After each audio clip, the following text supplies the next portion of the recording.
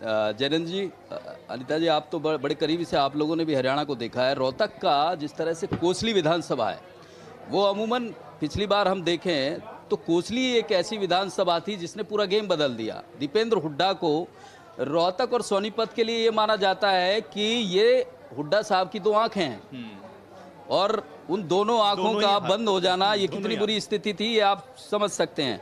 तो कोसली एक ऐसी विधानसभा है, 2.5 लाख के करीब मतदाता है, और वहाँ ज़्यादातर नॉन जाट वोटर है, यादव बहुत ज़्यादा बहुल है। 170 की पोलिंग हुई है, लेकिन अगर ये आंकड़ा, क्योंकि पिछली बार तकरीबन 75,000 के आसपास बढ़त का था, जो चाहे वो महम हो, बेरी हो, चाहे सांपला गढ़ी किलोई हो, चाहे कलानौर हो, ये ऐसा है, जाट बेल्ट माने जाती है और भूपेंद्र हुड्डा के घर परिवार की तरह स्थिति है, तो उस बढ़त को बैलेंस कर देता था।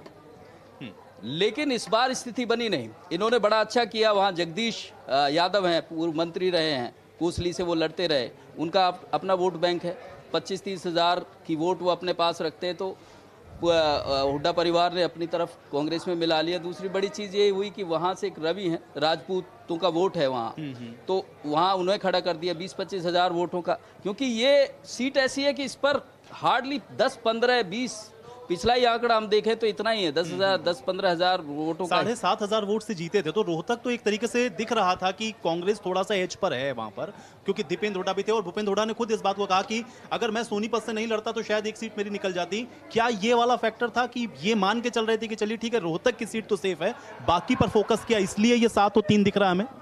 नहीं, ऐसी स्थिति नहीं है, रोहतक कभी से सेफ नहीं है, क्योंकि वहाँ ऑब्वियस, जैसा कि बताया जाट नॉन जाट जितना रोहतक सोनीपत में हो सकता है उतना कहीं नहीं हो सकता है।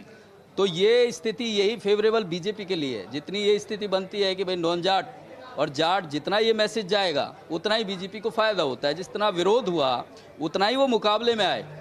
अरविंद शर्मा जो लगातार, क्योंकि उनके खिलाफ शिकायत ये थी कि वो लोगों से मिलते ही नहीं। हाँ, लोगों के बीच उनकी पकड़ नहीं है। इस बात की नाराजगी वो कोसली और जो बीजेपी का जो वोटर है उसमें ये दिखी।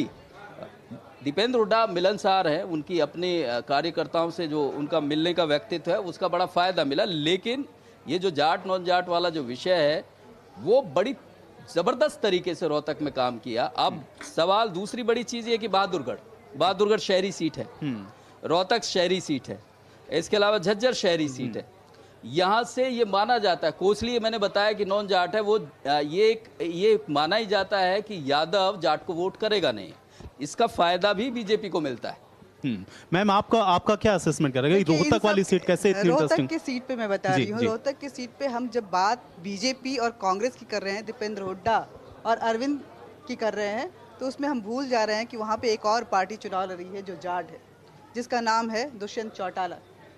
उसके भी हैं जेजेपी, उसके भी अपने कैंडिडेट हैं, वो भी कुछ न कुछ सीटों को अगर नहीं भी ले जाए तो कुछ न कुछ वोट जरूर लेकर जाएगी। लेकिन मैडम अफसोस यही है, बीजेपी के लिए सबसे बड़ी नुकसानदायक तो स्थिति यही थी कि वो मानकर, इसीलिए गठबंधन तोड़ा गया, ये मानकर चली कि कुछ ना कुछ जाट वोट जेजेपी काटेगी, लेकिन जेजेपी इस लायक निकली नहीं, तो बीजेपी को ये बड़ा झटका बना। मैं ये नहीं मानती कि वो शून्य होंगे, मैं नहीं मानती कि शून्य मतदान होंगे उनके लिए, लेकिन जितने भी होंगे वो नुकसान कांग्रेस को जाएगा।